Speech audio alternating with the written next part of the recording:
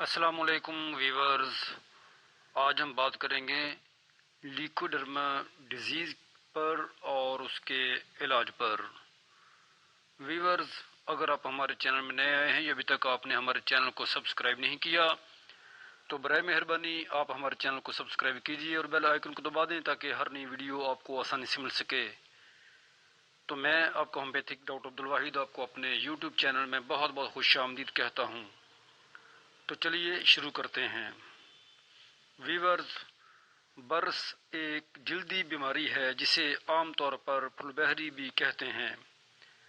ये बीमारी लाहक होने की सूरत में जल्द की मिलानन कम या ख़त्म होना शुरू हो जाते हैं। याद रहे कि ये मिलानन उन पिगमेंट्स को कहा जाता है जिनकी वजह से जल्द में रंगत पाई जाती है। ये रंगत सफ़ेद, स्याह या सांवली भी हो सकती है। इस मर्ज़ की वजह से पिगमेंट्स की पैदाइश और अफजाइश रुक जाती है, जिसकी वजह से जिल्द से बरस या फुलबहरी शिद्दत इख्तियार करना शुरू हो जाती है।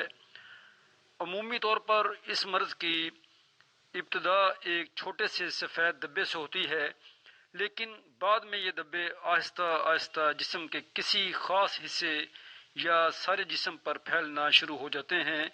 ये मर्ज़ लाहक होने की सूरत में इंसान शदीद जहनी तनाव या उलझाव और हत्ता के डिप्रेशन का मर्ज़ भी शिकार हो जाता है, क्योंकि इसकी वजह से खूबसूरती पर बहुत ज़्यादा फ़र्क पड़ता है। फुलबहरी का मर्ज़ जिस्म के किसी भी हिस्से को निशाना बना सकता है, ताहम ये ज़्यादातर जिस्म के किसी भी हिस्से को निशाना बनाता है जिन पर बरह रास्त सूरज की शुआएं पड़ती हैं, जैसा कि हाथ, पाँव, कोहनी, चेहरा, होंठ और गर्दन वगैरह। फुलबहरी का मर्ज़ किसी भी उम्र के अफराद को लाहक हो सकता है और मर्द व ख़वातीन दोनों को निशाना बना सकता है, लेकिन ये मर्ज़ ज़्यादातर 20 से 30 साल की उम्र के अफराद को शिकार बनाता है और एक आम अंदाजे के मुताबिक इस वक्त पूरी दुनिया में लगभग 1 से 2% इंसान इस बीमारी का शिकार हैं। इस मर्ज़ को आम तौर पर 3 अक़साम में तकसीम किया जाता है। Number 1 focal vitiligo, number 2 segmental vitiligo, number 3 generalised विटेलिगो।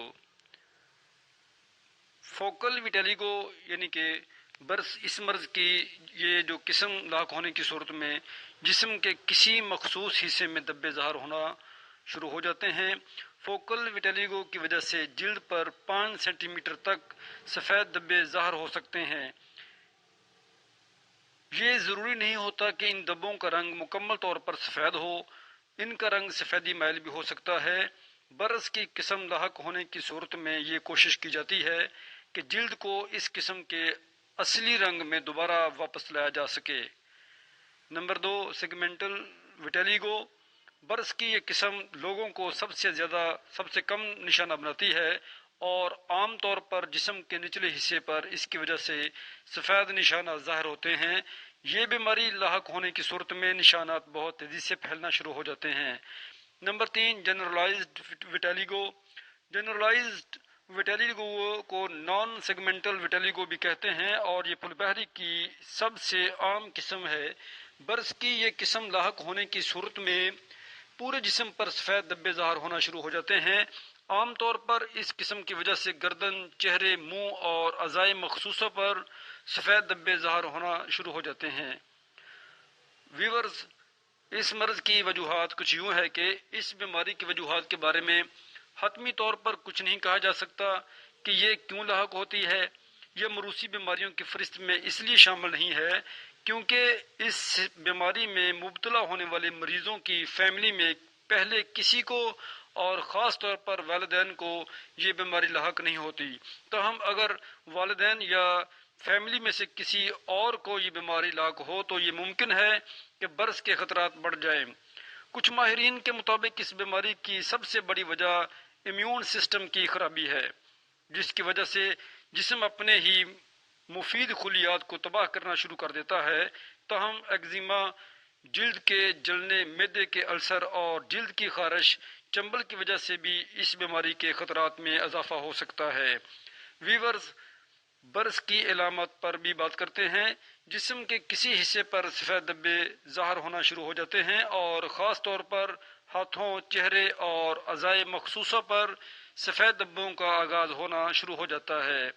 سر، داڑھی یا بھوؤں کے بالوں میں عمر بڑھنے سے پہلے سفید بال نمودار ہونا شروع ہو جاتے ہیں۔ منہ اور ناک کے اندر ٹشوز کی رنگت ختم ہو جاتی ہے۔ فرینڈز، برس کا مرض لاحق ہونے کی صورت میں کچھ پیچیدگیاں بھی لاحق ہو سکتی ہیں۔ سماجی دباؤ محسوس کرنا، سننے میں مشکلات، جلد کا کینسر، آنکھوں کے مختلف مسائل بھی اور سن برن وغیرہ۔ اس کے ساتھ ساتھ برس کی وجہ سے جسم پر ظاہر ہونے والے سفید دھبوں کو ختم کرنے کے لیے مختلف ادویات، کریموں کا استعمال کیا جاتا ہے، جس کی وجہ سے جلد کے بہت سے مسائل لاحق ہو جاتے ہیں، جیسا کہ جلد کی رنگت تبدیل ہو سکتی ہے یا پھر جلد پتلی ہو سکتی ہے۔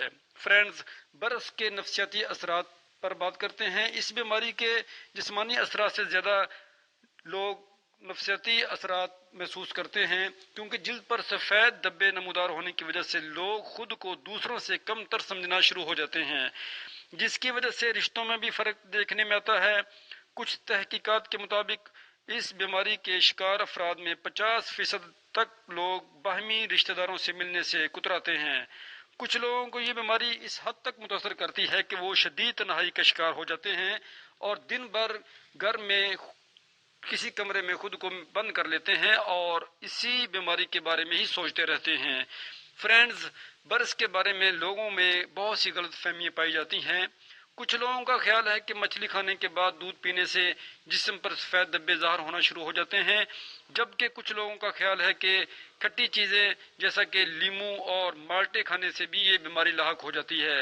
فرینڈز، اب ہم بات کرتے ہیں اس مرض کے علاج پر کہ اس مرض میں کون سی ہومیوپیتھک میڈیسن زیادہ افیکٹو ہوا کرتی ہیں۔ تو سب سے پہلی میڈیسن ہے فرینڈز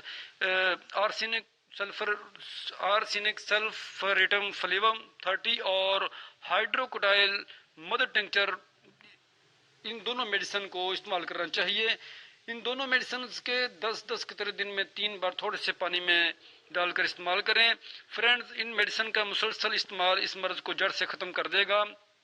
فرینڈز، اس مرض میں پرہیز بھی بہت اہمیت کا حامل ہے، جیسا کہ گوشت وغیرہ، پکوڑے، سموسے اور مسالہ دار اشیاء وغیرہ۔ فرینڈز، یہ تھی آج کی ہماری ویڈیو۔ تو امید ہے کہ آپ کو یہ ہماری ویڈیو پسند آئی ہوگی۔ تو نئی ویڈیو لے کر ضرور حاضر ہوتے ہیں۔ اس وقت تک کے لیے اجازت، بہت بہت شکریہ، اللہ حافظ۔